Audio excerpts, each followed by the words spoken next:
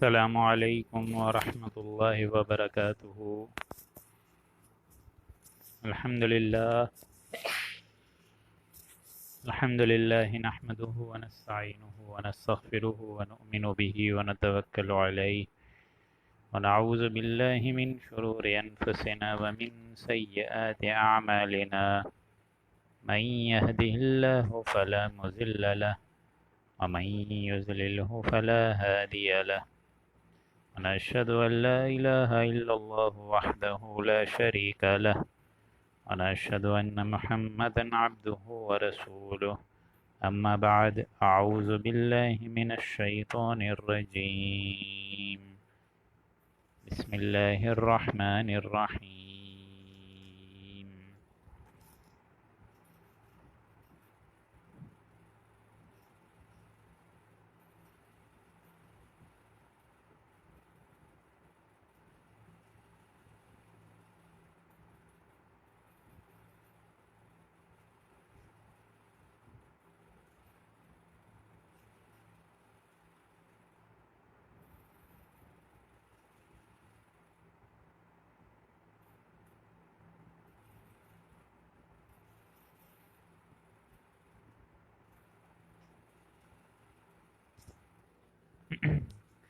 وَإِذَا ضَرَبْتُمْ فِي الْأَرْضِ فَلَيْسَ عَلَيْكُمْ جُنَاحٌ أَن تَقْصُرُوا مِنَ الصَّلَاةِ إِنْ خِفْتُمْ أَن يَفْتِنَكُمُ الَّذِينَ كَفَرُوا إِنَّ الْكَافِرِينَ كَانُوا لَكُمْ عَدُوًّا مُّبِينًا. وَإِذَا كُنْتَ فِيهِمْ فَأَقَمْتَ لَهُمُ الصَّلَاةَ فَلْتَقُمْ طَائِفَةٌ مِّنْهُمْ مَعَكَ وَلْيَأْخُذُوا أَسْلِحَتَهُمْ فَإِذَا سَجَدُوا فَلْيَكُونُوا مِنْ وَرَائِكُمْ وَلْتَأْتِ طَائِفَةٌ أُخْرَى لَمْ يُصَلُّوا فَلْيُصَلُّوا مَعَكَ وَلْيَأْخُذُوا حِذْرَهُمْ وَأَسْلِحَتَهُمْ وَدَّ الَّذِينَ كَفَرُوا لَوْ تَغْفُلُونَ عَنْ أَسْلِحَتِكُمْ وَأَمْتِعَتِكُمْ فَيَمِيلُونَ عَلَيْكُمْ مَيْلَةً وَاحِدَةً وَلَا جُنَاحَ عَلَيْكُمْ إِنْ كَانَ بِكُمْ أَذًى مِّن مَّطَرٍ أَوْ كُنتُم مَّرْضَىٰ أَن تَضَعُوا أَسْلِحَتَكُمْ وَخُذُوا حِذْرَكُمْ إِنَّ اللَّهَ أَعَدَّ لِلْكَافِرِينَ عَذَابًا مُّهِينًا. رب اشرح لي صدري ويسر لي أمري واحلل عقدة من لساني يفقهوا قولي. اللهم إنك عفو كريم تحب العفو فاعف عنا برحمتك يا عزيز يا غفار. آمین یا رب العالمین. سامعین محترم، اب جس رکوع مبارک کی ہم تشریح اور تفسیر سمجھنے جا رہے ہیں یہ 15واں رکوع ہے، اور اس میں 101 سے 104 آیات ہیں. 4 آیات پر مشتمل یہ چھوٹا سا رکوع مبارک. اسی وجہ سے ہم لوگ آج کی نشست میں 16واں رکوع بھی کر لیں گے جو 105 سے 112 آیات پر مشتمل ہے. ہماری تیز رفتاری کی ایک یہ وجہ بھی ہے کہ قرآن مجید میں تقریباً 540 رکوع کے مطابق پورا کا پورا جو ہے ایک سمجھ لیجئے کلام مبارک، جس کے اندر بہت سارے مضامین زیر بحث آئیں گے. اور ہمارا جو اصل ٹاپک ہے وہ یہی ہے کہ اصل ایمانیات لوگوں کے اندر بیدار ہو جائے اس قرآن کے ذریعے سے. چنانچہ اس کا جو اسٹارٹ کیا ہے ہم لوگوں نے اللہ کے فضل و کرم سے، یہ عید سے ہی ہم لوگوں نے اس کا آغاز کر دیا ہے، اور اگلے رمضان سے پہلے انشاءاللہ اللہ کی ذات سے امید ہے کہ اللہ تعالیٰ اس کی تکمیل انشاءاللہ پائے تکمیل کی طرف لے کر جائے اس کو، اور تاکہ اس سارے کے سارے کلام مبارک سے ہم سب کو فائدہ ہو. پچھلے منافقین کا مسئلہ چل رہا تھا، جن پر 3 چیزیں میں آپ کو بتا چکا تھا بہت بھاری تھیں. ایک شخصی اطاعت رسول صلی اللہ علیہ وآلہ وسلم، دوسرا ہجرت، اور تیسرا قتال فی سبیل اللہ. یہ 3 معاملات ہم لوگ پورے کے پورے 5 رکوعوں تک دیکھتے رہے، پڑھتے رہے، سمجھتے رہے. لیکن اب پھر دیکھیں منافقین سے گویا کہ اب روح سخن مسلمانوں کی طرف دوبارہ ڈائیورٹ ہو رہا ہے اس رکوع مبارک میں، اور اگلے رکوع مبارک میں پھر منافقین کی ایک جھلک نظر آئے گی آپ لوگوں کو اس رکوع مبارک میں بھی شریعت کے جو اہم بڑے بڑے احکامات آ رہے ہیں کہ شریعت کے احکامات کیا ہیں، عبادات کی تفاسیر، اس کی کیا لمیٹیشنز ہے، کیا آرڈیننس ہے، یہ ساری چیزیں، اور کیا اس کے اندر جو ہے وہ موٹیویشن ہے ایک قسم کی اہل ایمان کے لیے، وہ یہاں آپ لوگ کو نظر آئے گی اس رکوع میں۔ تو اب بسم اللہ کرتے ہیں، میرے خیال سے اب واقعی کافی وقت ہو چکا ہے، لیکن اب ہم لوگ چلتے ہیں آگے۔ اعوذ باللہ من الشیطان الرجیم، بسم اللہ الرحمن الرحیم۔ وَإِذَا ضَرَبْتُمْ فِي الْأَرْضِ فَلَيْسَ عَلَيْكُمْ جُنَاحٌ، اور جب تم زمین میں سفر کرو تو تم کو اس پر کوئی گناہ نہیں ہوگا کہ تم جناح ان تقصروا من الصلاۃ، کہ تم نمازوں کو کم کر دو، یعنی جو تمہاری نماز ہے اس کو کم کر دو یا قصر کر دو اگر تم کو اندیشہ ہو۔ ان خفتم ان یفتنکم الذین کفروا، اگر تم کو اندیشہ ہو کہ کافر لوگ تم پر حملہ کریں گے یا پریشان کریں گے، یعنی اگر کافر لوگ تم پر نقصان پہنچانے کی کوئی بھی غرض سے اچانک دھاوا بول دیں یا کوئی بھی ضرر تم کو پہنچانے کی کوشش کریں تو تم پر کوئی حرج نہیں ہے۔ فلیس علیکم جناح، تم پر کوئی گناہ بھی نہیں ہے، کوئی حرج بھی نہیں ہے، ان تقصروا من الصلاۃ، کہ تم اپنی نمازوں کو قصر کر دو یعنی کم کر دو۔ یہ ہے نماز قصر کرنا، لیکن خوف کی حالت میں۔ جنگ کی حالت میں اکثر شکل یہ ہوتی ہے کہ آدھا لشکر الگ نماز پڑھ رہا ہوتا ہے اور آدھا لشکر جو ہے وہ الگ نماز پڑھ رہا ہوتا ہے۔ اب اس کو یہاں بتایا گیا ہے کہ یہ کفار پریشان کریں اگر تو نماز کو چھوٹا کرنے کا ارادہ تو ہم نے تم کو بتا دیا، سمجھا دیا، لیکن یہ کافر لوگ تم لوگوں کو، ہم لوگ جو ہیں کافر لوگوں کو ہائی لائٹ اس لیے کیوں کر رہے ہیں، آپ لوگوں نے سوچا کبھی؟ اس لیے کیونکہ ان الکافرین کانوا لکم عدوا مبینا، بلا شبہ کافر لوگ جو جنگ میں ہیں،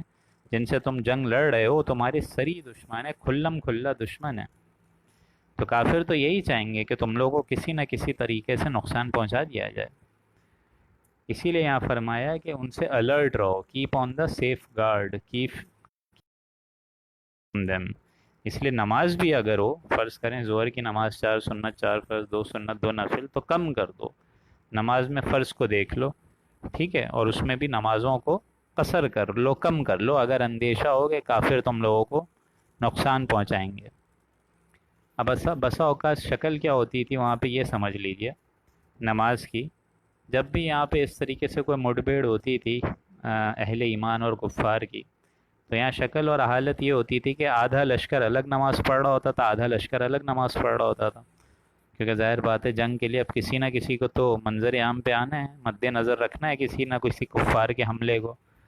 تو آدھا لشکر اپنی نماز پڑھا ہے، آدھا لشکر اپنی، اور حضور کسی ایک لشکر کی امامت کر رہے ہیں، ظاہر بات ہے باقیوں کو محرومی کا احساس ہوتا کہ حضور صلی اللہ علیہ وآلہ وسلم کے پیچھے ہم بھی نماز پڑھیں۔ تو یہاں ایک دیکھیں کتنی عمدہ ایک خوبصورت تدبیر اللہ نے سکھا دی ہم لوگوں کو، اور بیسیکلی ان اہل ایمان کو جو کہ جنگ کی صورت میں اپنی جانوں کا نذرانہ پیش کرنے کے لیے ہمیشہ چاق و چوبند رہتے تھے، ان کے لیے ایک تدبیر اللہ نے بتائی۔ وَإِذَا كُنْتَ فِيهِمْ، اور اے نبی جب آپ ان میں تشریف فرما ہوں، آپ ان کے درمیان ہو، ظاہر بات ہے کمانڈر ان چیف کی حیثیت سے تو حضور صلی اللہ علیہ وآلہ وسلم اتنے بڑے بڑے معرکات میں خود بحیثیت کمانڈر ان چیف شمار رہے ہیں، جن میں سے جنگ بدر ہے، جنگ احد ہے، جنگ تبوک ہے۔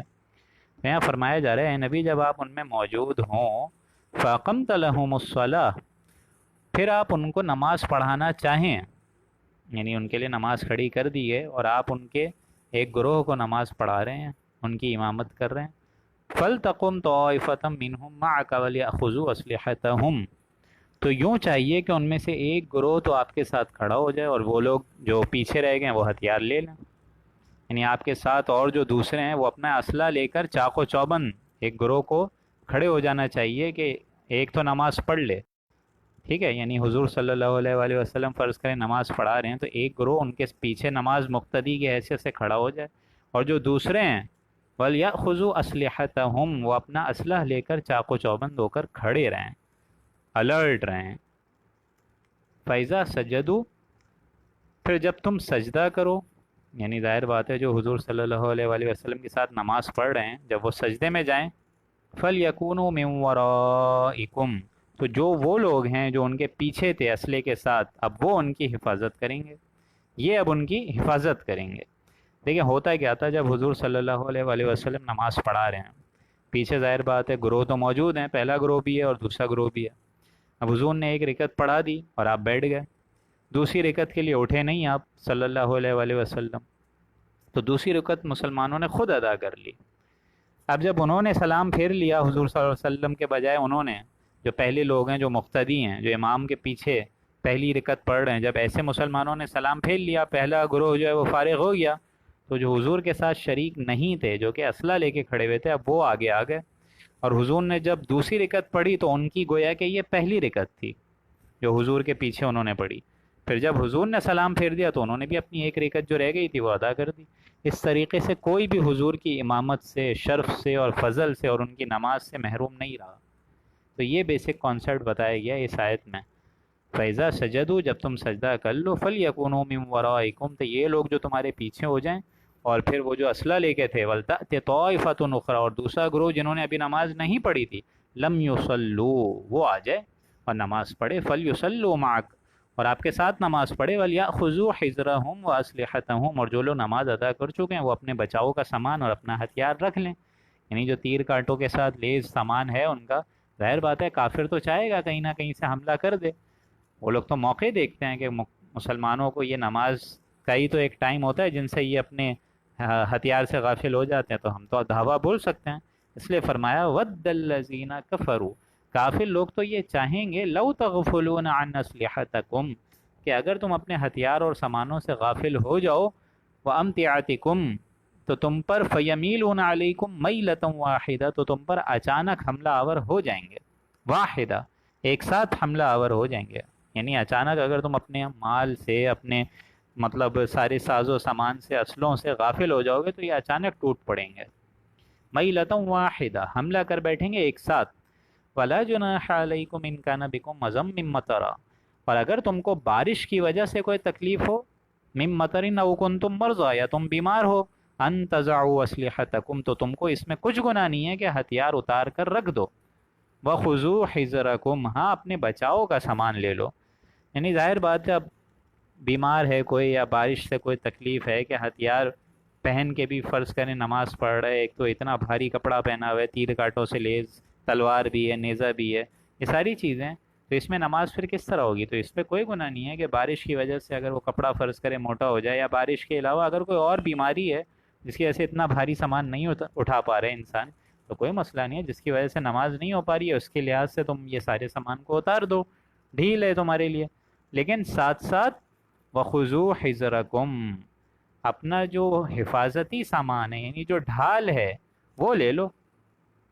یعنی ایک چیز جس سے نماز پڑھنے میں مشکل ہو رہی ہے وہ سب تو ڈال دیا، اسلحہ رکھ دیا، لیکن اچانک حملہ اگر ہو جائے گا تو اپنا ڈیفنس کیسے کرو گے؟ تو صرف ڈھال رکھ لو، وَخُذُوا حِذْرَكُمْ، تاکہ اپنے آپ کو بچا سکو۔ ان اللہ اعد للکافرین عذابا مہینا، بلا شبہ اللہ نے کافروں کے لیے ایک اہانت ناک آمیز اور ایک سخت آگ تیار کر کے رکھی ہوئی ہے، سخت عذاب تیار کر کے رکھا ہوا ہے۔ فَإِذَا قَضَيْتُمُ الصَّلَاةَ فَاذْكُرُوا اللَّهَ، پھر جب تم اس خوف سے امن میں آ جاؤ، یعنی ظاہر بات ہے کہ اگر انسان جو ہے یہ خوف کی حالت میں نماز پڑھ رہا ہے کہ کافر جو اچانک حملہ آور کر دے، یہ ساری باتیں ہو رہی ہیں، لیکن جب امن حاصل ہو جائے، خوف جاتا رہے، یعنی جو جنگ ہے اس کی حالت ختم ہو گئی ہے، اب کیا حکم ہے؟ جو کہ اب ہمارے لیے بھی یہی حکم ہے کہ ہم جب نماز پڑھتے ہیں تو ہمیں تو آس پاس الحمدللہ کوئی خوف نہیں ہوتا، لیکن ساتھ ساتھ صرف نماز نہیں پڑھنی ہے، فَاذْكُرُوا اللَّهَ، اللہ کا ذکر بھی کرنا ہے،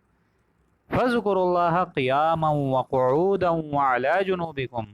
تو پھر ذکر کیا کرو اللہ تعالیٰ کا کثرت کے ساتھ، کھڑے ہوئے بھی، بیٹھے ہوئے بھی، وَعَلَىٰ جُنُوبِكُمْ، لیٹے ہوئے بھی۔ فَإِذَا اطْمَأْنَنْتُمْ فَأَقِیمُوا الصَّلَاةَ، پھر جب تم پورے مطمئن ہو جاؤ تو نمازوں کو اپنے حساب سے پورا پورا پڑھو، یعنی نماز جو ہے قصر کے معاملے میں اب نہیں رہی، اب نماز جو ہے وہ پورے کے پورے حفاظت سے پڑھنی ہے اور اس میں فرضیت کے اعتبار سے پڑھنی ہے۔ فَأَقِیمُوا الصَّلَاةَ، تو قائم کرنی ہے، پھر نماز صرف پڑھنی نہیں ہے، لوگوں کو بھی حکم اور مشورہ دینا ہے۔ إِنَّ الصَّلَاةَ كَانَتْ عَلَى الْمُؤْمِنِينَ كِتَابًا مَوْقُوتًا، بلا شبہ اس میں تو کوئی شک ہی نہیں ہے کہ مسلمانوں پر نماز اپنے اوقات کے حساب سے فرض کر دی گئی ہے اور وقت کے ساتھ محدود ہے، یعنی فرضیت نماز اور اوقات نماز۔ جس طرح حضور صلی اللہ علیہ وآلہ وسلم کو خود حضرت جبرائیل نے جو نماز سکھائی ہے وہ ایک دن کی جو پانچوں نمازیں وہ حضرت جبرائیل نے حضور کو اول وقت میں سکھائی ہیں. پھر ایک دن کی پانچوں نمازیں جو ہیں حضرت جبرائیل نے حضور صلی اللہ علیہ وآلہ وسلم کو آخر وقت میں سکھائی ہیں. اور پھر وقت انہوں نے طے کر کے بتا دیا کہ یہ فجر کا وقت ہے، یہ ظہر کا ہے، عصر کا ہے، مغرب کا ہے، عشاء کا ہے. اب دیکھیں ہم نے یہ اندازہ ہوا ہے کہ نماز جنگ میں بھی دیکھیں، جو نماز ہے وہ جنگ میں بھی ایک سمجھ لیجئے کہ معافی نہیں ہے اس کی. کربلا میں دیکھیں اتنے اہل ایمان کے صحابیوں کے سر جو ہیں قلم ہو رہے ہیں، اور خود حضرت حسن و حسین سارے کے سارے شہید کیے جا رہے ہیں، لیکن پھر بھی وہاں پہ نماز قضا نہیں کرنے کا حکم ہے.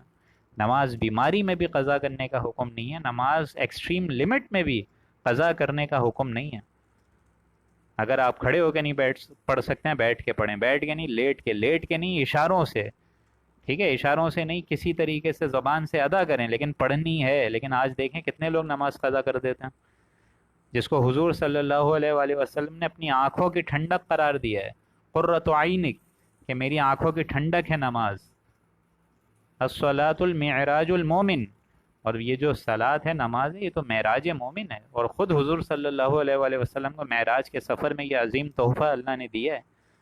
یہاں دیکھیں جنگ میں حالت میں بتایا جا رہا ہے کہ نماز قضا نہیں کرنی، اور آج دیکھیں کتنے لوگ ہیں پاکستان میں جو کہ نمازوں کو اپنے وقت پہ پڑھ رہے ہیں. ان الصلاۃ کانت علی المؤمنین کتابا موقوتا، بلا شبہ مسلمانوں پر تو یہ نمازیں فرض کری گئی ہیں اور وقت کے ساتھ محدود کر دی گئی ہیں. یعنی ہر ایک کو اندازہ ہے کہ کون سے وقت کون سی نماز ہے. یہی معاملہ آپ لوگ دیکھتے ہیں نا حج میں آپ لوگ دیکھتے ہیں، ایک طرف اللہ سبحانہ و تعالیٰ اس آیت نمبر 103 میں فرما رہے ہیں کہ وقت کے ساتھ نماز پڑھنی ہے، لیکن وہی اللہ تعالیٰ ذات باری تعالیٰ کیا فرما رہی ہے وقوف عرفات کے بعد؟ وہ کہہ رہی ہے کہ مغرب کی اذان ہو جائے لیکن وہاں مغرب نہیں پڑھنی ہے، بلکہ مزدلفہ میں جا کے، مزدلفہ میں جاؤ، وہاں پہ عشاء کے ساتھ جماعت جو ہے وہ ادا کرنی، جو ہے تم کو وہ عشاء کے ساتھ کمبائن کرو. اب جس رب نے نماز کا وقت سکھایا ہم سب کو، مجھ کو اور آپ کو، وہی رب آج کے دن یوم عرفہ کے بعد مزدلفہ کے دن کہہ رہا ہے کہ یہاں نماز نہ پڑھو، نہ نہ نہ نہ نہ، یہاں نماز نہیں پڑھنی ہے.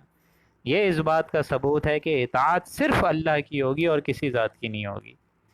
لا محبوب الا اللہ، لا مطلوب الا اللہ، لا مقصود الا اللہ،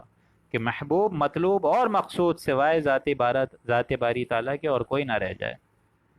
جس رب نے ہم لوگوں کو نماز کے پانچوں اوقات دیے، اسی رب نے ہمیں فرمایا کہ اس دن نماز جو ہے مغرب کی یہاں نہیں پڑھنی ہے. This is not the right place, go back towards Muzdalifah جاؤ اور وہاں عشاء اور مغرب ساتھ پڑھو. آگے فرمایا وَلَا تَهِنُوا فِي ابْتِغَاءِ الْقَوْمِ، اور اے مسلمانوں تم لوگوں کو دشمن پیچھا کرنے میں کوئی سستی کا احساس نہ ہو، یعنی دشمن کا پیچھے کرنے میں تمہیں کوئی سستی غالب نہیں ہے. وَلَا تَهِنُوا، ہمت مت ہارا کرو، فی ابتغاء القوم، اس مخالف قوم کے تعاقب کے لیے، یعنی ان کو پکڑنے کے لیے. ظاہر بات ہے اگر کوئی کافر ہے ان کو کیفل کردار تک، واصل جہنم تک پہنچاؤ، اسی لیے تو ہم لوگوں نے تم پر ہجرت اور قتال فی سبیل اللہ فرض کیا ہے. ان تکونوا تعلمون فانہم یعلمون کما تعلمون، بڑے خوبصورت الفاظ ہیں یہ، کیونکہ میں آپ لوگ کو بتا چکا ہوں کہ اسلام تو پھیل رہا تھا جزیرہ نمایاں عرب میں. اللہ تو یہ چاہتا ہے کہ ایک کافر بھی نہ بچے بلکہ پورا دین کا، وَكُلُّ الدِّينُ كُلُّهُ لِلَّهِ، یہ جو آیت ہم لوگ پڑھ چکے ہیں کہ دین پورا کا پورا اللہ کا غالب ہو جائے، تاکہ ان کافروں کی جڑ کاٹ دے. اللہ چاہتے ہیں ان کافروں کی جڑ بنیاد کاٹ دے. اسی لیے فرمایا وَلَا تَهِنُوا فِي ابْتِغَاءِ الْقَوْمِ، دشمن کا پیچھا کرنے میں تم سستی مت اختیار کیا کرو، ان کے تعاقب کرنے میں مخالفت مت کیا کرو، ہمت مت ہارا کرو. ان تکونوا تعلمون، اگر تمہیں کوئی تکلیف پہنچی ہے، اگر تمہیں کوئی رنج پہنچا ہے، تمہیں اللہ کی طرف سے کوئی تکلیف پہنچی ہے، ٹھیک ہے، مصائب ہیں، کوئی بھی بسا اوقات انسان گناہ بھی کر بیٹھتا ہے، اس کی بھی سزا ہے. اب جس طرح جنگ احد میں تم کو شکست ہو گئی، ٹھیک ہے، کوئی مسئلہ نہیں، جنگ بدر میں بھی تو ہم نے تمہیں کامیابی بھی تو دی تھی. ان تکونوا تعلمون، اگر تم علم رسیدہ ہو، یعنی اگر تمہیں تو کوئی تکلیف پہنچے، فإنہم یعلمون کما تعلمون، تو وہ بھی تو تم جیسے بیچارے تو نہیں کہوں گا میں اس میں، وہ بھی تو تم جیسے تکلیف میں مبتلا رہے نا، کما تعلمون، جس طرح تم ابھی تکلیف میں مبتلا ہو. یعنی جنگ احد کے معاملے کے بعد جو ہے تم تو دل گرفتہ ہو گئے کہ جنگ احد میں کیسے ہم مسلمانوں کو شکست مل گئی. حالانکہ یہاں اللہ بتا رہے اگر تم علم رسیدہ ہو تو وہ بھی تو ایک وقت میں پریشان رہے نا، وہ بھی تو ایک وقت اپنی تکلیف میں رہے، ان کو بھی تو تکلیفیں ملی جس طرح تم کو ملی. فإنهم يعلمون كما تعلمون، جس طرح آج تم جنگ احد میں اپنی بازی ہار گئے، تو اس طرح جنگ بدر میں ان کے بھی تو دیکھو کتنے بڑے بڑے سردار ہیں کفار، 70 کفاروں کے بڑے بڑے سردار مارے گئے جنگ بدر میں، تو یہ ان کے ساتھ بھی تو معاملہ ہوا ہے، اس کو بھی تو دیکھو۔ وَتَرْجُونَ مِنَ اللَّهِ مَا لَا يَرْجُونَ، اور اللہ تعالیٰ تو ایسی چیزوں کی امید تم اللہ سے رکھتے ہو جو کہ وہ نہیں رکھتے، تم اللہ سے امیدیں رکھتے ہو وہ تو نہیں رکھتے، تم کو اللہ کی مغفرت کی امید ہے، جنت الفردوس کی امید ہے، رسول اللہ کی رفاقت کی امید ہے، اہل ایمان کی ثابت قدمی کی امید ہے، ان کو تو یہ امیدیں نہیں ہیں۔ آج تم احد میں مر گئے تو 1 سال پہلے ان کے بھی تو بدر میں بڑے بڑے کفار کے سردار، پر میں ان سے آگے بڑھ جانا چاہیے۔ تم اتنی چھوٹی چیزوں کو مت دیکھو، تمہاری امیدیں جو ہیں وہ تو اللہ سے وابستہ ہیں، تمہیں تو بلکہ ان کا صبر میں بھی آگے بڑھ جانا چاہیے۔ جو ہم لوگ آیت پڑھ چکے ہیں سورہ آل عمران کی آخری آیت، اگر آپ لوگ کو یاد ہو، یا ایھا الذین آمنوا اصبروا وصابروا ورابطوا واتقوا اللہ، کہ اہل ایمان صبر حاصل کرو، بلکہ صبر میں اپنے کفار سے آگے بڑھ جاؤ۔ ان لوگ کا صبر جو ہے وہ تو 1 to 2% ہے، تمہارا صبر تو اللہ کی ذات پہ 100% ہونا چاہیے، تمہارے دل میں تو اللہ سے ملاقات کا شوق ہونا چاہیے، کہ مرو تو اللہ اور رسول صلی اللہ علیہ وآلہ وسلم تم کو وہاں پہ ویلکم کر رہے ہوں۔ ان کی تو یہ امیدیں نہیں ہیں، پھر بھی وہ اپنے باطل معبودوں کے لیے اپنی جان جو ہے وہ رسک میں ڈال کے جھوکم میں ڈالنے کے لیے تیار ہیں۔ مسلمانوں تم کو تو اور ان سے زیادہ کئی گنا ہمت کرنی چاہیے۔ انہم یعلمون کما تعلمون وترجون من اللہ ان تکونوا تعلمون فانہم یعلمون کما تعلمون وترجون من اللہ ما لا یرجون وکان اللہ علیما حکیما، اور اللہ تعالیٰ تو بڑے علم والا ہے اور بڑا حکیم ہے، اس کا کوئی حکم جو ہے وہ حکمت کے بغیر ہے ہی نہیں۔ اب یہاں الحمدللہ 14 رکوع ہمارے مکمل ہو گئے، 15 رکوع، اب 16واں رکوع جو ہے اس میں آپ لوگ کو بتا چکا ہوں 105 سے 112 آیات ہیں۔ اب پھر دیکھیے گا آپ لوگ نوٹ کریں گے کہ مسلمانوں سے منافق کی طرف دوبارہ روئے سخن جا رہے ہیں، یعنی اب جو کلام پاک ہے وہ دوبارہ منافقوں کی طرف جا رہے ہیں۔ لیکن اس کو اسٹارٹ کرنے سے پہلے یہاں پہ پورا ایک واقعہ ہے جو کہ بہت عظیم ہے، پہلے اس واقعے سے پہلے میں آپ لوگ کو اس آیت کا لفظی ترجمہ سمجھا دوں، پھر میں آپ لوگ کو واقعہ سمجھاتا ہوں۔ انا انزلنا الیک الکتاب بالحق، بے شک اے نبی ہم نے آپ کو تو بھیجا ہی اس وجہ سے ہے کہ ہم نے آپ کو اول طور پہ کتاب دی حق کے ساتھ،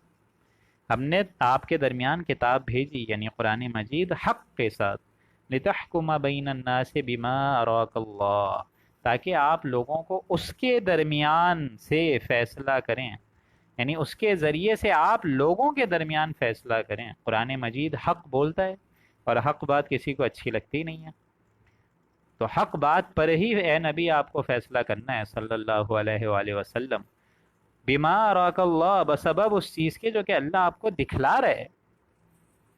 کیا مطلب ہے اس کا بما اراک اللہ؟ یعنی اللہ نے کتاب تو دی ہے، قانون بھی دیا اللہ کو، شریعہ قانون بھی دیا اللہ نے رسول اللہ صلی اللہ علیہ وآلہ وسلم کو، لیکن اس کے ساتھ ایک اضافی شے کیا دی ہے؟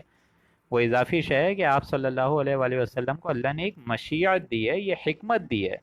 یہ اللہ کی طرف سے خاص فضل ہے کہ وہ چھٹی حس، وہ 6 سینس بھی اللہ نے آپ صلی اللہ علیہ وآلہ وسلم میں رکھی تھی، کہ ان کے ہر قول میں، رسول اللہ کے ہر قول میں حکمت تھی، فضل تھا۔ لہٰذا اللہ فرما رہے بما اراک اللہ، اے نبی جس ڈائریکشن میں ہم آپ کو چلا دیں اس کے مطابق آپ فیصلہ کریں اس قرآن مجید کے ذریعے۔ جیسا کہ ایک وقت تک ہم نے آپ کو کہا تھا نا مکے میں کہ کفوا ایدیکم، کہ اپنے ہاتھوں کو روکے رکھو، یہ کفار آپ کو وربل پرزیکیوٹ کر رہے ہیں، کوئی شاعر بول رہا ہے، کوئی ساحر بول رہا ہے، کوئی مجنون بول رہا ہے، کوئی کہہ رہا ہے یہ جو ہے یہ قرآن مجید انہوں نے خود گھڑ لیا ہے، کوئی کہہ رہے ہیں کہ حضرت جبرائیل جو ہیں ایسا کوئی پیغمبر ان کے پاس آتا ہی نہیں ہے، ایسا کوئی فرشتہ ان کے پاس آتا ہی نہیں ہے، یہ جو بول رہے ہیں اپنے جی سے بول رہے ہیں، ثم معاذ اللہ۔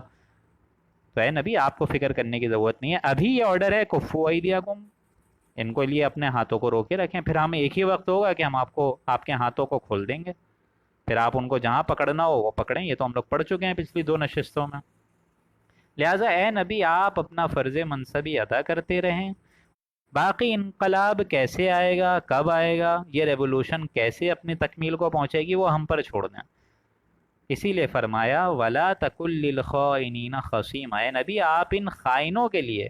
جو کہ خیانت کر رہے ہیں، یہ منافق، ان کی طرف سے جھگڑے نہیں، یا ان کی طرف سے وکالت پیش نہ فرمائیں، یا جیسے کوئی مسلمان کے بھید میں منافقہ ہے وہ خیانت کر رہا ہے، کوئی بھی مسلمان ہے اس نے منافق اوپر سے منافقت کا ایک مطلب پہلو چڑھائے ہوئے اندر سے مسلمان ہونے کا دعویٰ کر رہا ہے، اندر سے وہ خیانت کر رہا ہے، تو اے نبی آپ کو اس کی طرفداری کی بھی کرنے کی کوئی ضرورت نہیں ہے۔ اب یہ واقعہ کیا تھا یہ سمجھ لیجئے، پھر آپ لوگوں کو اگلا پورا رکوع سمجھ آ جائے گا۔ ایک بڑا خوبصورت واقعہ تھا کہ ایک منافق نے، ظاہر بات ہے وہاں پہ مسلمان تو میں آپ کو بتا چکا تھا مکس گیدرنگ ہے، اب پتہ کس طرح چلتا تھا، کسی کے ماتھے پہ تو نہیں لکھا ہوتا تھا کہ یہ مسلمان نما منافق ہے منافق لیکن اندر سے قانوناً مسلمان ہے، یا ہے قانوناً مسلمان اندر سے منافق ہے، کس کو پتہ چلتا تھا؟ تو یہ معاملہ ہو گیا کہ ایک منافق نے مسلمان کے ہاں چوری کری۔ اب اس نے چوری جب کری تو اسلحہ لے لیا، کھانے پینے کی چیزیں لے لیں، سارا ساز و سامان لے کے وہ نکل گیا وہاں سے، آٹے کی بوری بھی اس میں تھی شامل۔ اب ہوا یہ کہ جب یہ سامان لے کے نکلا ہے تو آٹے کی بوری جو ہے وہ جب یہ نکلا ہے منافق لے کر بھاگا ہے تو اس آٹے کی تھیلی میں ایک سمجھ لیجیے چھوٹا سا سوراخ ہو گیا۔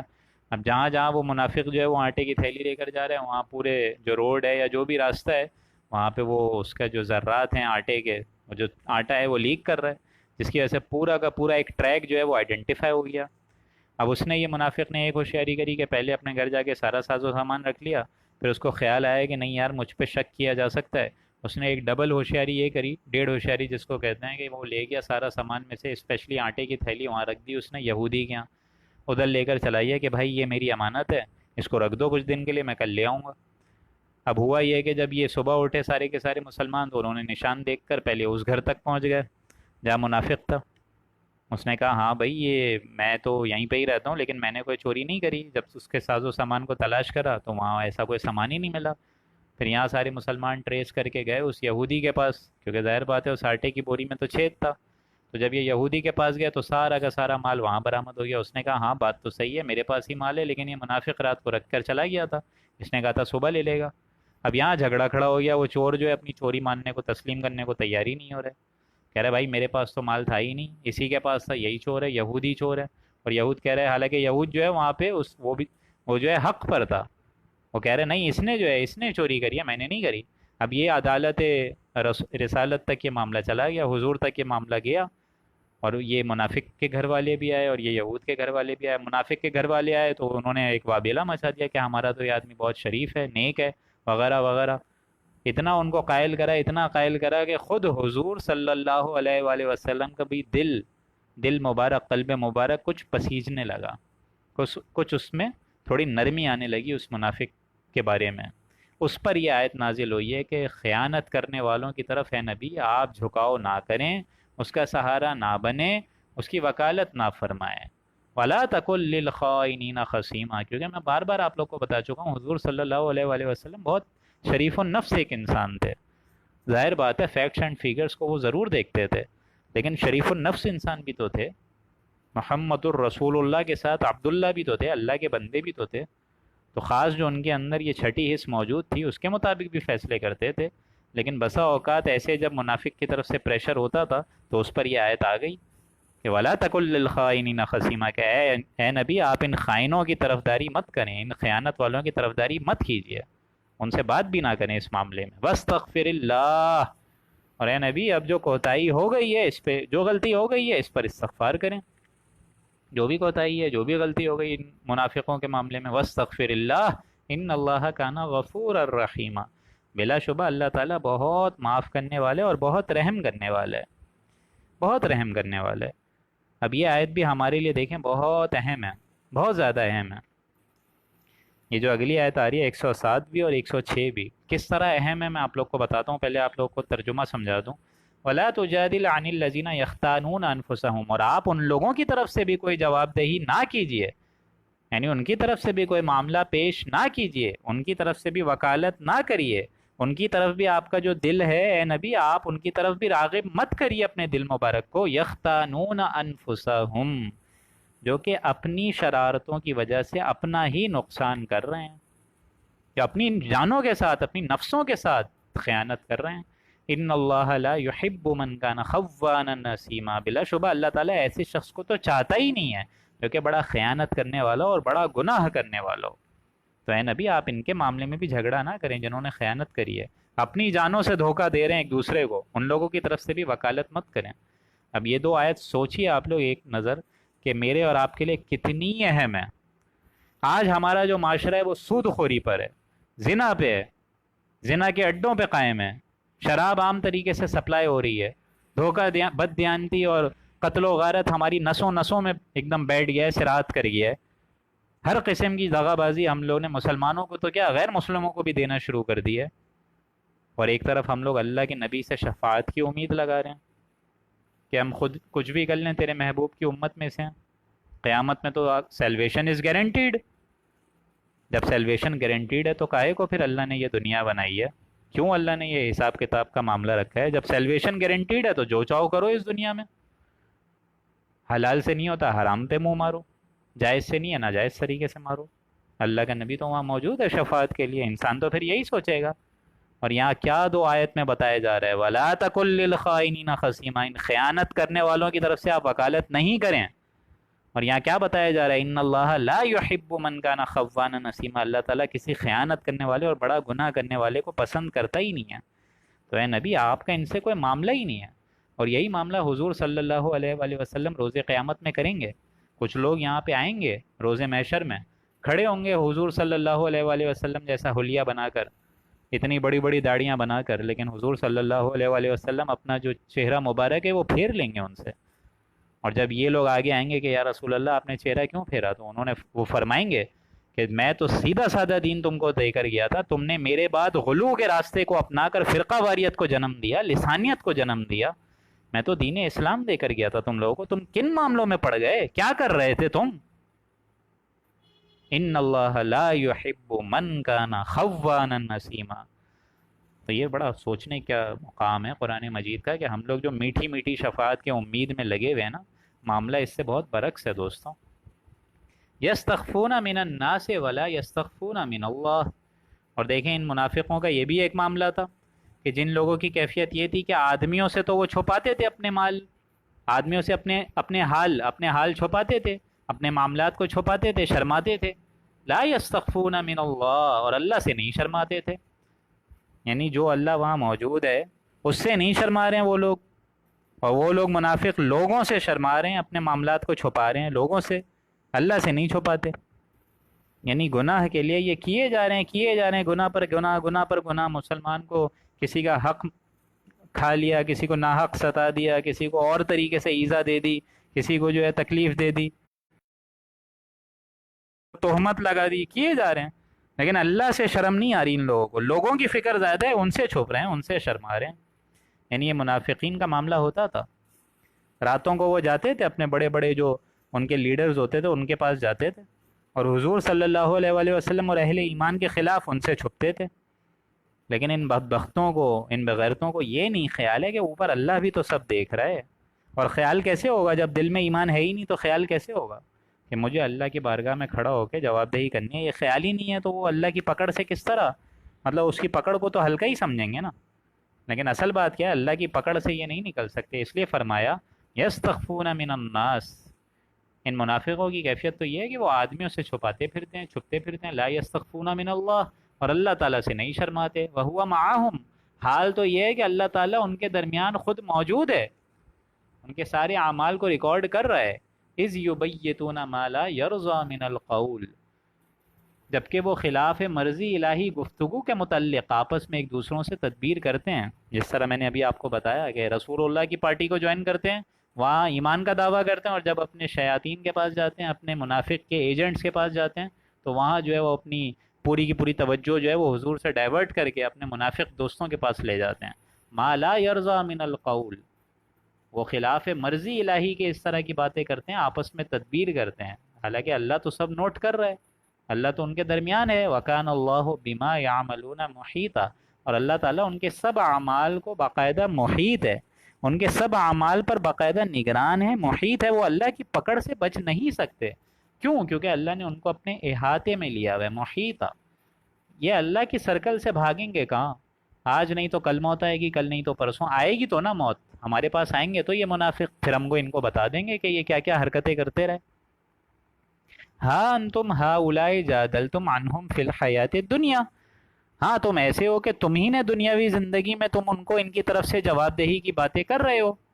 یعنی دنیاوی زندگی میں، اب یہ کس کی طرف اشارہ ہے؟ یہ بیسیکلی اسی منافق کے، جو میں ابھی آپ کو بتا رہا تھا کہ وابیلہ مچا کر وہ منافق کے سارے گھر والے آئے تھے کہ ہمارے منافق بھائی نے چوری کری ہی نہیں ہے، یہ تو یہود نے چوری کری ہے۔ تو یہاں بتایا جا رہا ہے انہی منافق کے جو ریلیٹیوز ہیں جو کہ یہ مقدمہ لے کر آ گئے تھے حضور صلی اللہ علیہ وآلہ وسلم کی عدالت میں، ہاں انتم ہؤلاء جادلتم عنہم فی الحیات الدنیا، تم نے اپنی دنیاوی زندگی میں تو جھگڑا کر ہی لیا اس منافق کے بارے میں۔ تم ہی نے کہا تھا نا کہ منافق جو ہے یہ چور نہیں ہے، یہ یہود جو ہے وہ چور ہے، یہ تو ہمارا بندہ بڑا نیک ہے۔ تم اس مقام تک لے کر آ گئے کہ خود حضور صلی اللہ علیہ وآلہ وسلم بھی تھوڑا بہت جھکنا شروع ہو گئے اس منافق کی طرف، کہ ان کے دل میں بھی اس منافق کے لیے نرمی آ گئی، کیونکہ حضور میں آپ کو بتا چکا ہوں بہت لحاظ کرتے تھے اور کہتے تھے یہ معاملہ تو باقاعدہ وہ اپنی عدالت میں کہتے بھی تھے کہ کوئی بھی شخص مقدمہ لاتا ہے تو میں تو دلائل دیکھ کر فیصلہ کر دیتا ہوں۔ جیسے زمین کے ٹکڑے پر اگر لڑائی ہو جائے تو فرض کریں کوئی زمین کا ٹکڑا لے کر آ جائے اور بولے کہ بھائی یہ میرا ہے، اب حضور صلی اللہ علیہ وآلہ وسلم کو اپنی باتوں سے، اپنی اداؤں سے، اپنی چالاکیوں سے قائل کرنے پہ اگر کامیاب ہو جائے تو حضور صلی اللہ علیہ وآلہ وسلم یہ باقاعدہ بولتے تھے، فرماتے تھے کہ میری عدالت سے تو زمین کا ٹکڑا تم لے کر جا رہے ہو، حالانکہ اصل میں وہ جہنم کا ٹکڑا ہے جس کو تم لے کر جا رہے ہو۔ یعنی جو فیصلہ یہاں ناحق ہوگا تو اللہ کے ہاں اس کی سزا تم کو ملے گی، جو فیصلہ تم ناحق کروا رہے ہو نا اس کے ذریعے تم کو اللہ کے ہاں باہم سزا ملے گی۔ اب یہ دیکھیں یہ معاملہ ہوتا ہے، حضور صلی اللہ علیہ وآلہ وسلم کو جہاں الرٹنس مل جاتی تھی اللہ کی طرف سے وہاں وہ معاملہ سنا دیتے تھے، لیکن ہر بار تو تنبیہ نہیں ہو رہی ہوتی تھی نا۔ حضور صلی اللہ علیہ وآلہ وسلم کے بھی دل، کیونکہ میں بتا چکا ہوں ایک نیک انسان، شریف النفس انسان، اور یہ منافقوں کی چالاکیاں بھی دیکھیں اپنی جگہ ہیں جس قسم کی یہ حرکتیں کر رہے ہیں۔ تو حضور بولتے تھے کہ اصل میں وہ جہنم کا ٹکڑا ہے جو تم لے کر جا رہے ہو، تم لوگ کو سمجھ نہیں آ رہی ہے۔ آگے جا کے سورہ توبہ میں آپ لوگ پڑھیں گے رؤوف الرحیم، اللہ تعالیٰ کی جو رؤوف الرحیم ذات ہے ویسے ہی ذات جو ہے رؤوف، مومنوں کے معاملے میں رؤوف، درگزر کرنے والی ذات تھی حضور صلی اللہ علیہ وآلہ وسلم کی۔ اور بسا اوقات وہ فرماتے بھی تھے کہ اے انسانوں میں تم لوگ کو، اے ایمان والوں، اے انسانوں، اے میرے بندوں، اے اللہ کے بندوں، اے میرے دوستوں، میں تم لوگوں کو اپنے ہاتھ مبارک سے جہنم کی وادی میں گرنے سے محفوظ کرتا ہوں، پکڑ پکڑ کے تم لوگ کو اپنے کرتوں سے، اپنے لباسوں سے، تم لوگ کے جو لباس ہیں ان سے پکڑ پکڑ کے گھسیٹ کے جہنم کی وادی سے کھینچتا ہوں، لیکن تم پھر بھی میرے ہاتھ کو چھڑا کے واپس جہنم میں کودنا چاہتے ہو، اس طرح جیسے شمع پروانے کی طرف لپکتا ہے۔ تو یہ معاملہ ہے، اسی لیے فرمایا وَمَن يَعْمَلْ سُوءًا۔ اچھا یہاں ایک آیت رہ گئی، ہاں انتم ہؤلاء جادلتم عنہم فی الحیات الدنیا، اے منافق کے ریلیٹیوز یعنی ورثہ، ان کی طرف روح سخن ہے، ان کی طرف اشارہ کیا گیا کہ تم جو یہ جھگڑا کر رہے ہو منافق کے معاملے میں تو یہ تو دنیاوی زندگی میں جھگڑا کر رہے ہو نا۔ فَمَن يُجَادِلُ اللَّهَ عَنْهُمْ يَوْمَ الْقِيَامَةِ، تو اس دن اللہ کے آگے روز قیامت میں ان کی طرف سے کون جھگڑا کرنے والے آئے گا؟ اَمَّن يَكُونُ عَلَيْهِمْ وَكِيلًا، یا کون ان کے شخص کے پاس سے وکالت کرنے والا آئے گا؟ کون ہوگا؟ کوئی بھی نہیں ہوگا۔ کوئی شخص بول سکتا ہے کہ یا اللہ تعالیٰ معاذ اللہ تو نہیں جانتا، میں زیادہ جانتا ہوں، یہ جو فیکٹس اینڈ فگرز تجھے نظر آتے ہیں یہ غلط ہے؟ کوئی بول سکتا ہے ایسا؟ معاذ اللہ ثم معاذ اللہ۔ فَمَن يُجَادِلُ اللَّهَ عَنْهُمْ يَوْمَ الْقِيَامَةِ، ابھی تو تم دنیاوی زندگی میں جھگڑا کر رہے ہو، اللہ کے ہاں جب کھڑے ہوگے روز قیامت میں وہاں کون جھگڑا کرے گا؟ اور وہاں کون شخص ہوگا علیہم وکیلا، جو کہ وکالت کرنے آئے گا ان کے معاملے میں؟ اسی لیے فرمایا آگے دو آیات بھی بڑی اہم ہیں اور ہماری زندگی میں بہت اہم ہے کہ یہ بھلے ساری خیانتیں ہو گئی ہوں، شرک کے علاوہ سارا گناہ ہو گیا ہو، کسی کی ہٹ دھرمی کر دی ہو، کسی کا معاملہ ناحق کھا لیا ہو، ساری چیزیں ہو گئی ہوں، تم نے اتنے گناہ کر لیے ہوں کہ آسمان کی چھت تک لگا دیا ہو، تم نے اللہ کی نافرمانی اس حد تک کر گزر گئے ہو کہ اللہ کی طرف سے اب عذاب آیا ہی چاہتا ہے۔ میں اور آپ، ہم سارے کے سارے میرے خیال سے ان گناہوں کو روز ہر دن کرتے ہیں، ہر لمحہ کرتے ہیں، ہر سانس بھر کرتے ہیں، لیکن اللہ نے دیکھیں خوشخبری رکھی ہے دوستوں، آیت نمبر 110 میں بڑی پیاری خوشخبری ہے، وَمَن يَعْمَلْ سُوءًا، اور جو شخص کوئی برائی کرے، او یظلم نفسہ، یا اپنی جان پر کوئی ضرر پہنچائے، اپنی جان کو خود ہلاکت میں ڈالے۔ ظاہر بات ہے اپنی جان پہ ہی ہلاکت کر رہے ہو نا، اللہ کا تو کچھ بگاڑ رہے نہیں ہو، اللہ کی اگر نافرمانی کر رہے ہو تو اللہ کا تو کچھ نہیں بگاڑ رہے نا، اپنا ہی بگاڑ رہے ہو نا، خود ہی جہنم کے قریب جا رہے ہو۔ اسی لیے فرمایا وَمَن يَعْمَلْ سُوءًا أَوْ يَظْلِمْ نَفْسَهُ، جو شخص کوئی برائی کمائے گا یا اپنی جان پر کوئی بھی ضرر پہنچائے، یعنی دنیاوی زندگی میں ہر اعمال تم نے ایسے کر لیے ہیں جو کہ اللہ کے غضب کا مستحق تم کو بنا رہی ہے، لیکن اس کے ساتھ ساتھ ثم یستغفر اللہ، پھر اللہ تعالیٰ سے وہ معافی چاہے، یعنی عزم مصمم کر لے کہ آج کے بعد یا اللہ تعالیٰ جتنا گناہ ہو چکا، جتنا زنا ہو چکا، دوبارہ نہیں کروں گا، ایک بار بول دے یا اللہ میری توبہ، اور توبہ پر استقامت، استقامت میں دوستوں قیامت ہے، قیامت،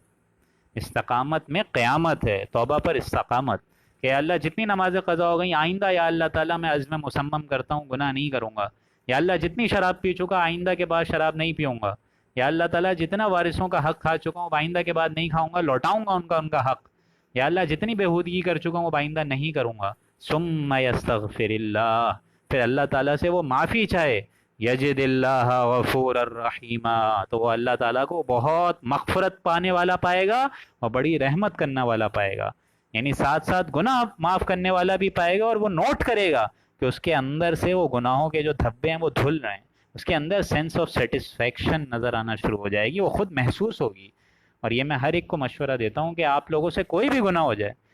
کوئی بھی مسئلہ ہو جائے، کوئی بھی آپ لوگ کا فائنینشیل ایشو ہو جائے، کوئی بھی والدین کی طبیعت خراب ہے، کچھ بھی ہے، لوگوں کے سامنے مت روئیے دوستوں، لوگ آپ لوگوں کو کبھی ریٹرن کریں گے ہی نہیں، یہ لوگ تو آپ جیسی ایک مخلوق ہیں، ریٹرن کون کرے گا؟ اللہ کرے گا اور کوئی نہیں کرے گا، اس لیے روئیے تو اس کے سامنے روئیے، کوئی اپنی حاجت دور کرنی ہے تو اس کے سامنے پکاریے اس کو، کوئی اپنی جو ہے پریشانی کا حل چاہیے تو اس کے سامنے روئیے، گڑ گڑائیے۔ جو شخص کوئی برائی کرے یا اپنی جان پر ظلم کرے، ثم یستغفر اللہ، پھر اللہ تعالیٰ سے وہ معافی چاہے تو وہ پائے گا، یجد اللہ، اللہ کو غفور الرحیم، اللہ تعالیٰ مغفرت کرنے والا اس کو ملے گا اور رحمت کرنے والا ملے گا، یعنی مزید اپنی عنایت، اپنی شان ستاری اور شان غفاری سے اس کے گناہوں کو دھوتا رہے گا۔ لیکن اس سے برعکس، اس کے علاوہ اگر انسان یہ معاملہ کرے 111ویں آیت میں، وَمَن يَكْسِبْ إِثْمًا، اور جو شخص کوئی گناہ کرے، یعنی گناہ کے بعد مراد یہ ہے کہ توبہ نہ کرے، توبہ کے بغیر ہی مر جائے، وَمَن يَكْسِبْ إِثْمًا، جو شخص کوئی گناہ کا کام کرتا ہے، فَإِنَّمَا يَكْسِبُهُ عَلَى نَفْسِهِ، تو وہ تو صرف اپنی ہی کوتاہی پر اپنا انجام پورا کر رہا ہے، یعنی اس کا سارا وبال اسی کی ذات پر آئے گا اور کسی پر نہیں آئے گا۔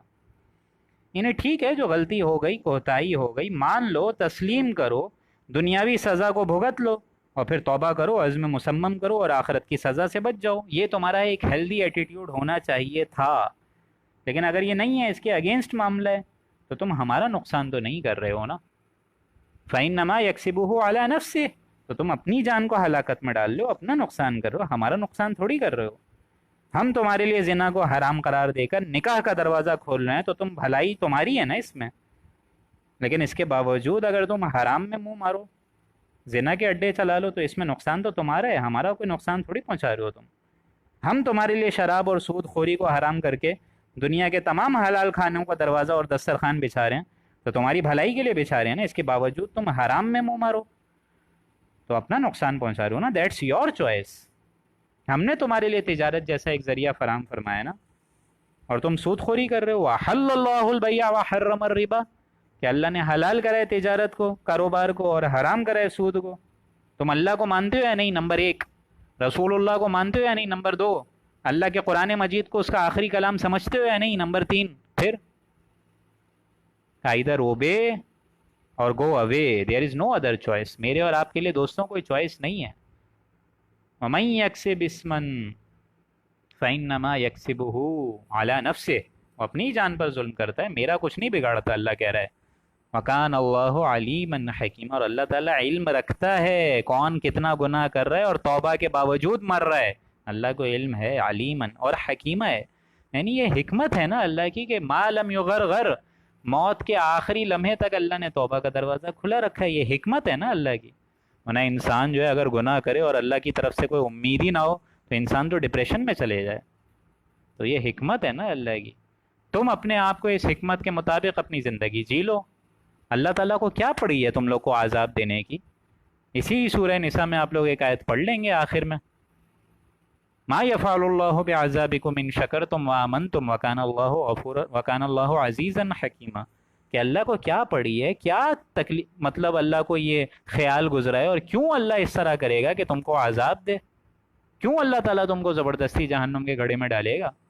ما یفعل اللہ بعذابکم، کیوں عذاب دے گا؟ ان شکر تم وامن تم، اگر تم شکر کی روش اختیار کرو اور اگر ایمان لے آؤ. لیکن ایمان بھی تو ایسا لاؤ نا کہ وہ عزم مسمم ہو.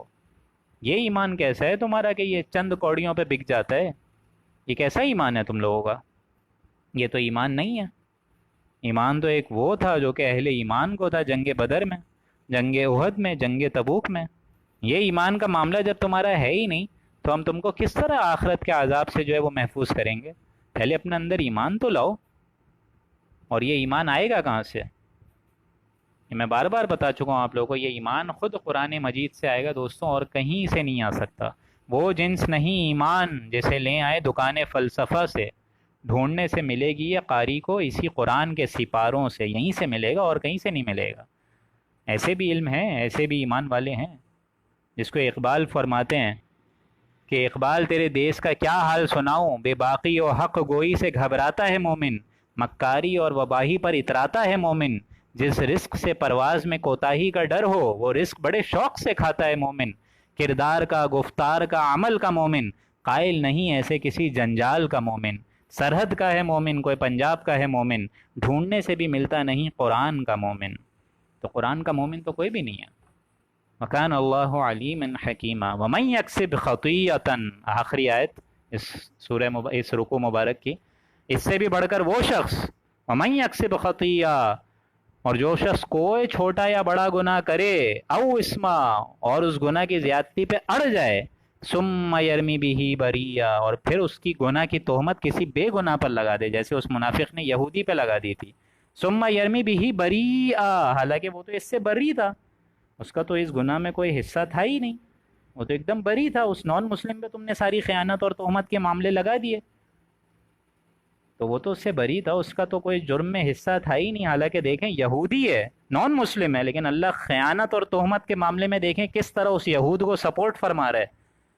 آپ اس سے اندازہ لگائیے کہ ہمارا حق کیا ہوگا، ہم مسلمانوں کا حق کیا ہوگا جب ایک یہودی نان مسلم پہ اللہ تعالیٰ اتنی سپورٹ کر کے یہ آیت بتا رہا ہے. اس سے آپ اندازہ لگائیں کہ حقوق العباد کی کتنی بڑی اہمیت ہے اللہ کے آگے. ثم یرمی بہ بریئا، حالانکہ وہ یہود تو بری تھا اس گناہ سے، اس گناہ میں کوئی حصہ ہی نہیں تھا. تم نے تو سارا سر کا الزام، اپنے سر کا الزام اس پر چڑھا دیا. ثم یرمی بہ بریئا فقد احتمل بہتانا و اسما مبینا، تو ایسی صورت میں تو اس نے بڑا بھاری بہتان اور بہت بڑا گناہ اور بہت بڑا طوفان اپنے سر پر لے لیا ہے، اپنے سر کے اوپر بوجھ لاد دیا ہے. فقد احتمل بہتانا و اسما مبینا. یہاں اللہ کے فضل و کرم سے ہماری جو ہے یہ اس رکوع مبارک کی تشریح کے ساتھ 16واں رکوع بھی مکمل ہوا اور وقت بھی اپنے اختتام پر پہنچا ہے. کل انشاءاللہ العزیز ہم لوگ 17واں رکوع کریں گے. آپ لوگ نے یہ بات نوٹ کری ہوگی کہ پچھلے چند ایام سے ہم لوگ دو رکوع کر رہے ہیں. اس کی وجہ یہی ہے کہ ہم لوگ چاہ یہی رہے ہیں کہ اگلے، اسپیشلی میری خواہش، ذاتی خواہش یہی ہے اور دلی آمادگی اسی میں یہ ہے کہ انشاءاللہ العزیز اگلے رمضان سے پہلے قرآن مجید آپ لوگوں کو پورا کا پورا انشاءاللہ،